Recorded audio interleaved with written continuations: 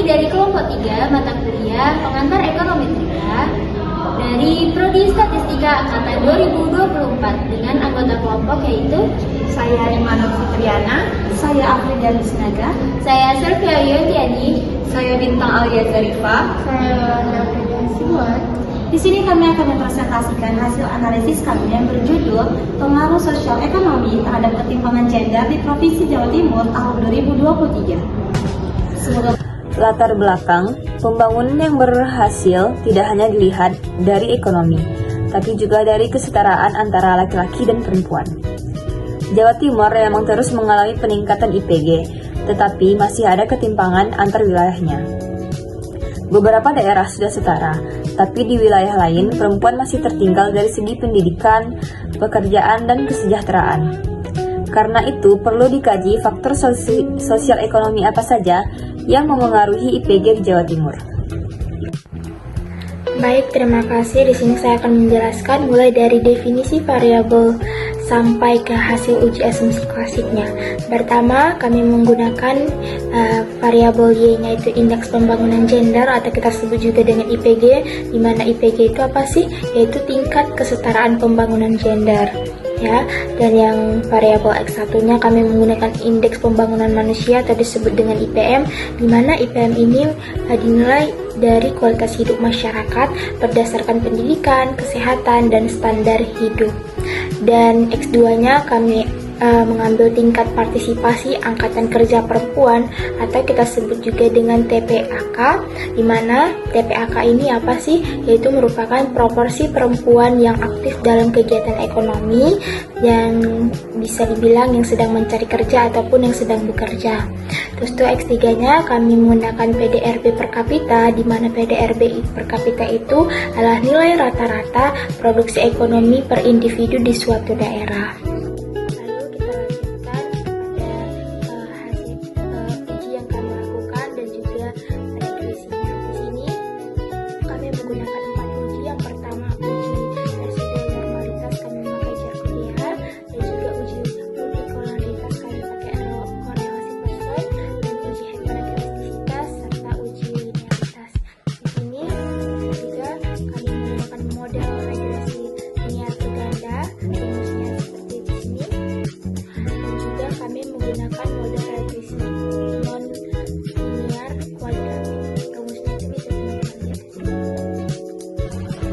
Oke, kita lanjutkan ke hasil uji asumsi klasiknya.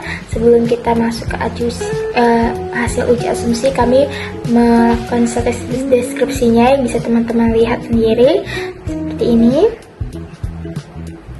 Nah, lalu kami melakukan uji normalitas residual seperti yang di awal.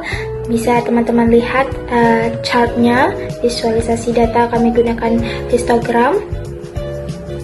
Nah, dari hasilnya itu, berdasarkan hasil uji normalitasnya, teman-teman diperoleh nilai Jarkobera sebesar 0,780486 dengan p-value-nya itu sebesar 0,6768918, di mana itu lebih besar daripada nilai alfanya itu 0,05. Nah, ini menunjukkan teman-teman bahwa residual pada model regresi kami ini berdistribusi normal. Lalu kita masuk ke uji multikolonialitas. Di sini teman-teman bisa lihat tabelnya. Nah, berdasarkan hasil uji multikolonialitas yang kami temukan bahwa tidak ada nilai korelasi antar variabel, di mana kita bisa lihat pada tabel bahwa nilainya itu berada pada interval 0,80 sampai dengan 0,90. Dengan demikian, model regresi yang kami pakai di sini menyatakan aman dari masalah multikolonialitas. Lanjut kita masuk ke uji heterokedastisitas, di mana ini ada tabelnya. Nah, dari tabel tersebut kita mengetahui bahwa probabilitas p-value-nya itu lebih dari 0,65. Nah, dengan demikian model yang kami pakai di sini menyatakan bahwa varian residualnya bersifat homogen atau tidak terjadi heterokedastisitas. Lanjut kita masuk ke uji linearitas. kami membuat plot residual versus state-nya yang bisa teman-teman lihat di sini. Nah, dari hasil plotnya ini teman-teman menunjukkan pola lengkungan pada garis merah, ya, menandakan hubungan antar variabel belum sepenuhnya linear. Makanya kami menggunakan juga regresi nonlinear kuadratik untuk membaca pola tersebut. Selanjutnya melihat hasil regresi. Di sini kami memiliki dua model persamaan regresi, yaitu regresi linear berganda dan juga model regresi nonlinear kuadratik, yang mana nantinya akan kita lihat perbandingan dari dua model ini mana yang paling baik. Pertama, model regresi linear berganda didapatkan persamaan indeks pembangunan gender ke I sama dengan beta 0 ditambah beta 1 indeks pembangunan manusia ke I ditambah beta 2 tingkat partisipasi angkatan kerja perempuan ke I ditambah beta 3 log produk domestik regional bruto ke I ditambah galat. Dengan beta 0 atau intercept itu senilai 66,518, yang artinya ketika IPM, TPAK perempuan dan log PDRB sama dengan 0, IPG diprediksi sebesar 66,518, yang mana nilai ini signifikan karena ketika kita melihat nilai T-statnya itu sebesar 7,406, yang mana itu jauh daripada angka 0, dan p-value-nya itu kecil dari 0,05, yang bahkan dia lebih kecil lagi daripada 0,001, yang artinya itu sangat signifikan. Lalu untuk indeks pembangunan manusia dengan yang yaitu beta 1 dengan untuk koefisiennya sebesar 0,627, yang artinya setiap kenaikan satu satuan indeks pembangunan manusia, maka indeks pembangunan gender akan naik 0,627 poin, yang mana ini memiliki pengaruh yang positif, dan ini lagi-lagi signifikan karena dia kecil dari 0,05 value-nya, dan testanya itu jauh dari jauh dari angka 0. Yang kalau misalnya kita lihat nih baik-baik, sebenarnya tiap-tiap parameter di sini kelihatan kalau semisal mereka itu memang semuanya signifikan karena p-value-nya tuh kecil dari 0,05. Yang ini itu tuh kita bisa ngelihat kalau misalnya ini untuk uji parsial ya, untuk uji T masing-masing dari parameter ini, dari variabel ini, mereka tuh sama-sama signifikan atau berpengaruh kepada IPG. Next, lanjut dulu.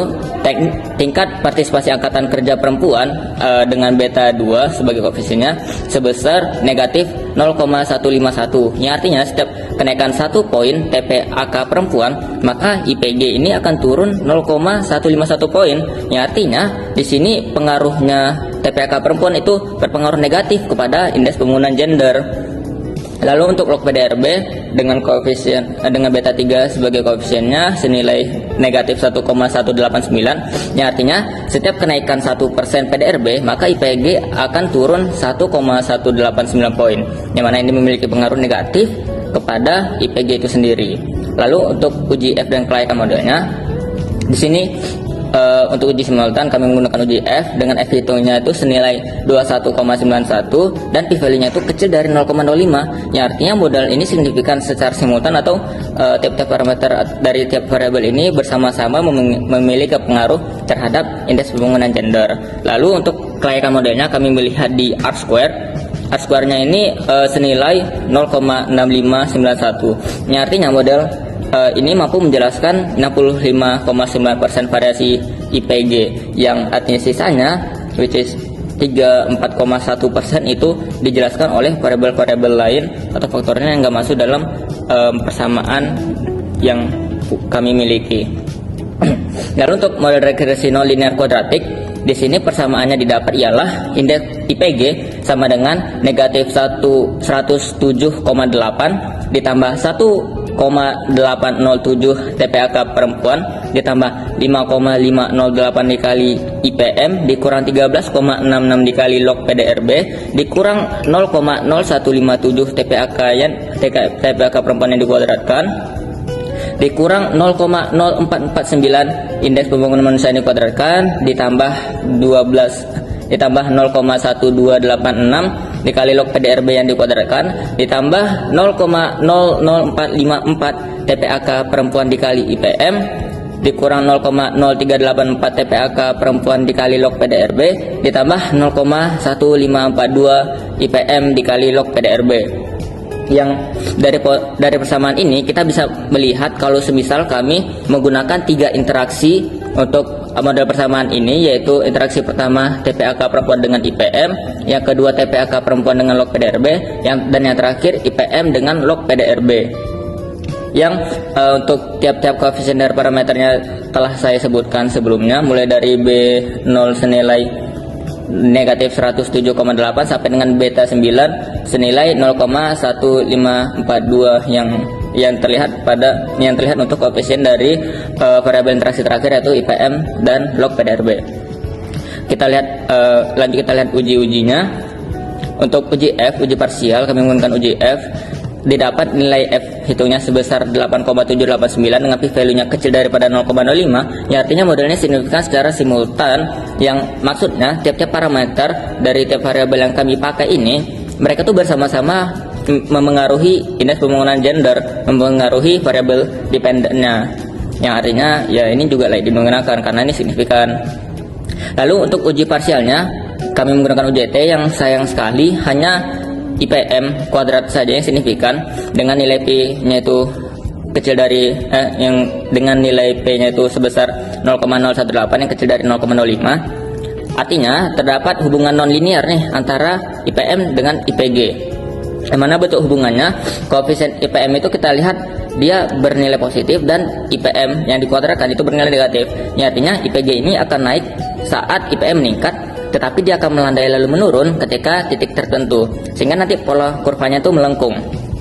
Jadi awalnya dia bakal naik, ketika dia telah mencapai titik maksimum nilainya bakal turun, jadi kurvanya akan berbentuk seperti U terbalik. Lalu untuk kekuatan modelnya kami melihat di R-square dengan nilai 0,7386, ya artinya model ini mampu menjelaskan 73,86% parsi IPG, dengan sisanya ya dijelaskan oleh variabel-variabel atau faktor lain yang tidak termasuk dalam model persamaan regresi nonlinear kuadratik yang kami punya. Baiklah, selanjutnya adalah perbandingan antara model kuadratik dan juga model linear. Nah, di sini kami menggunakan uji koefisien determinasi atau R-square sebagai pembanding, di mana semakin tingginya nilai R-square maka akan semakin baik model tersebut dalam menjelaskan atau memprediksi nilai Y. Nah, di sini kita lihat untuk model kuadratik itu memiliki R-square sebesar 72,85% dengan ajis R-square sebesar 69,94%. Sedangkan pada model linear hanya memiliki R-square sebesar 65,91% dengan ajis R-square sebesar 62,90%. Dengan signifikansinya yaitu variabel IPM dengan taraf kepercayaan 10% dan IPM kuadrat dengan taraf kepercayaan signifikansinya 5%. Nah, untuk variabel lain seperti tingkat partisipasi angkatan kerja perempuan dan juga produk domestik bruto itu tidak signifikan. Artinya dalam perbandingan ini model kuadratik itu lebih baik karena nilai ajis R-square dan R-square yang lebih tinggi dibandingkan model linear sendiri. Nah, selanjutnya adalah pengaruh tingkat partisipasi angkatan kerja perempuan atau TPAKP terhadap indeks pembangunan gender atau IPG. Nah, kita tahu kan sebelumnya bahwa TPAKP ini tidak signifikan dalam model kuadratik, namun ia memiliki hubungan nonlinear terhadap IPG sendiri. Ia memiliki nilai positif kemudian negatif, yang artinya semakin tinggi nilai TPAKP maka akan meningkatkan nilai IPG. Namun pada akhirnya karena ia memiliki nilai negatif pada kuadratnya, itu akan cenderung menurunkan, namun tidak terlalu signifikan dan nilainya hanya kecil sekali. Nah, mengapa demikian? Kemungkinan penyebabnya karena pekerjaan perempuan masih didominasi nih oleh sektor informal dan juga upah yang relatif rendah. Makanya TPAKP pada akhirnya akan menurunkan atau memperlambat nilai IPG sendiri. kemudian selanjutnya adalah pengaruh indeks pembangunan manusia terhadap indeks pembangunan gender. Nah, kita tahu kan sebelumnya bahwa IPM ini signifikan nih pada taraf 10% dan IPM kuadrat juga signifikan pada taraf 5%. Yang artinya kualitas pendidikan, kesehatan, dan standar hidup meningkatkan kesetaraan gender. Nah, suku kuadrat IPM yang negatif berarti IPM itu mengecil seperti TPAKP tadi terhadap IPG. Artinya bentuk grafiknya akan menaik kemudian agak sedikit melandai karena nilainya yang negatif dan relatif kecil dan hanya sekitar 0,04 saja. Kemudian selanjutnya adalah pengaruh PDRB terhadap IPG. Walaupun PDRB tidak signifikan terhadap IPG, namun kita akan menganalisis hubungannya. Terlihat bahwa PDRB ini mempunyai nilai negatif pada model, yang artinya semakin tinggi PDRB maka akan mengakibatkan nilai IPG itu semakin rendah. Mengapa demikian? Pertumbuhan ekonomi itu belum otomatis meningkatkan kesetaraan gender. Diperlukan adanya kontribusi dari pemerintah dan kebijakan khusus untuk gender itu sendiri agar dapat meningkatkan kesetaraan gender. Nah, di sini ada contoh ketimpangan wilayah yaitu Sampang dan juga Bangkalan. Meskipun PDRB meningkat, secara nyatanya IPG mereka itu belum cukup tinggi untuk mengikuti PDRB tersebut. Baiklah, selanjutnya adalah kesimpulan.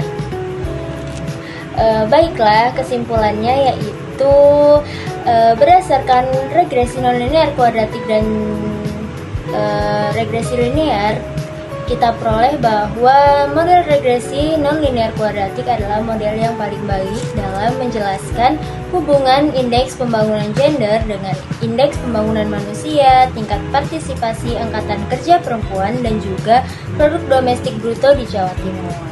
Dengan memiliki R-square sebesar 72,85%, yang artinya sebesar 72,85% model regresi nonlinear itu dapat memprediksi dan menjelaskan indeks pembangunan gender sendiri.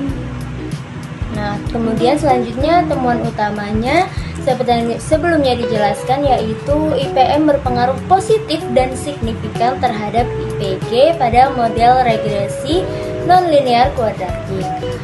Kemudian tingkat partisipasi angkatan kerja dan produk domestik bruto yang tidak signifikan terhadap IPG. Kemudian implikasinya, kualitas manusia atau indeks pembangunan manusia atau IPM merupakan faktor utama dalam meningkatkan kesetaraan gender. Namun partisipasi angkatan kerja perempuan dan pertumbuhan ekonomi atau PDRB belum cukup meningkatkan indeks pembangunan gender tanpa kualitas dan pemerataan manfaat ekonomi seperti yang saya jelaskan sebelumnya. Perlu adanya kebijakan khusus yang dibuat pemerintah untuk gender sendiri agar partisipasi angkatan kerja perempuan dan juga PDRB ini dapat berpengaruh signifikan terhadap kesetaraan gender. Selanjutnya, masuk ke saran. Dari hasil penelitian kami dapat dilihat bahwa pemerintah daerah itu sebenarnya memegang peran penting dalam meningkatkan kesetaraan gender. Oleh karena itu, pemerintah diharapkan bisa memperkuat kebijakan pembangunan yang berperspektif gender, supaya setiap program dan perencanaan daerah benar-benar mempertimbangkan kebutuhan perempuan maupun laki-laki secara adil. Yang kedua, pemerintah juga perlu memastikan bahwa perempuan memiliki akses yang sama dengan laki-laki dalam bidang pendidikan, kesehatan, maupun kesempatan kerja. Kesetaraan akses ini sangat penting karena ini bisa menjadi fondasi utama agar perempuan bisa berkembang dan berdaya. Saran yang selanjutnya yaitu adanya peningkatan investasi di bidang pendidikan dan juga pelatihan kerja yang ramah gender, serta adanya peningkatan fasilitas untuk pendukung partisipasi ekonomi perempuan, seperti misalnya pelatihan fasilitas untuk pelatihan pembuat kue, pelatihan merajut, di mana hal-hal tersebut hanya bisa diikuti oleh perempuan. Selanjutnya dari sisi dunia kerja, diharapkan sektor swasta memiliki tanggung jawab menciptakan lingkungan kerja yang inklusif, aman, nyaman, dan bebas diskriminasi agar perempuan bisa bekerja dengan tenang dan nyaman dan mendapatkan peluang karir yang sama dengan laki-laki. Terakhir, untuk penelitian selanjutnya, disarankan adanya penambahan variabel lain seperti ketimpangan pendapatan, kemiskinan perempuan, dan keterwakilan perempuan dalam posisi strategis, agar kajian tentang pembangunan ketimpangan gender ini menjadi lebih komprehensif dan mampu memberikan rekomendasi yang lebih kuat.